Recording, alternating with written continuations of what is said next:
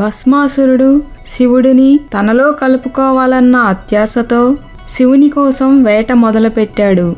లోక కళ్యాణార్థం శివుడు రాక్షసరాజైన భస్మాసురుడి నుంచి తప్పించుకొని ఒక గుహలో దాక్కున్నాడు. ఇంతకీ ఆ గుహలు ఎక్కడ ఉన్నాయంటే కర్ణాటకలోని పడమటి కనుమల్లో విస్తరించి ఉన్న సహ్యాద్రి పర్వత శ్రేణుల మధ్య చుట్టూ రాతి నిర్మాణాలు కలిగిన అత్యంత సుందర ప్రాంతం యానా.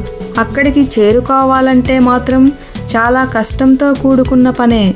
చుట్టూ దట్టమైన అటవీ ప్రాంతం, ఎత్తైన కొండలు, వాటి పైనుంచి ముగ్ధ మనోహరంగా జాలువారే జలపాతాలు.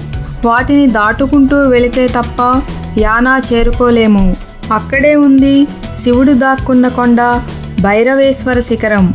ఈ గుహలోనే శంకరుడు రాక్షసరాజైన భస్మాసురుడికి దొరకకుండా రహస్యంగా దాక్కున్నాడని పురాణ ఇతిహాసాలు చెబుతున్నాయి. చరిత్ర చెబుతున్నట్లుగానే ఇది అత్యంత రహస్యమైన ప్రాంతంగానే కనిపిస్తుంది.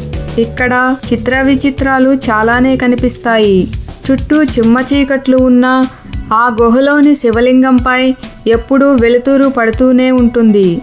ఇక శివుడికి జగత్తుకు కనిపించకుండా, భస్మాసురునికి అసలే కనిపించకుండా అడ్డుగా నిలిచిన కొండగా పేరుగాంచింది మోహిని పర్వతం.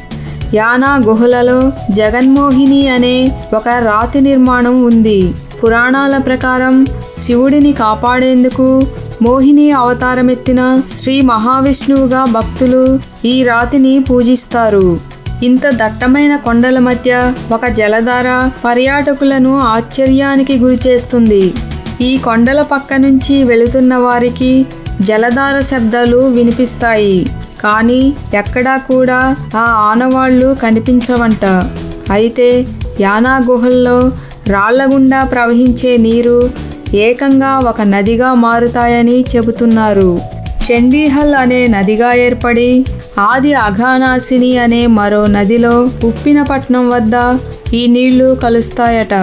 గుహలలో ప్రవహించే ఈ నీరు శివుడి జటాజూటం నుంచి ఉద్భవిస్తుందని అక్కడ ప్రజల నమ్మకం. భైరవేశ్వర శిఖరం మహా అద్భుతంగా కనిపిస్తుంది. స్వయంభూగా వెలిసిన శివలింగం ఇక్కడ ప్రత్యేకత. అంతేకాకుండా దుర్గామాత అవతారమైన చంద్రికా కాంస్య విగ్రహం కూడా ఈ భైరవ కోనలో ఉన్నాయి. యానా ప్రాంతంలో విభూతి జలపాతాలు ప్రసిద్ధిగాంచినవి. 30 అడుగుల ఎత్తు నుంచి కింద పడే ఈ జలపాతం పర్యాటకులకు ఆనందాన్ని కలిగిస్తుంది.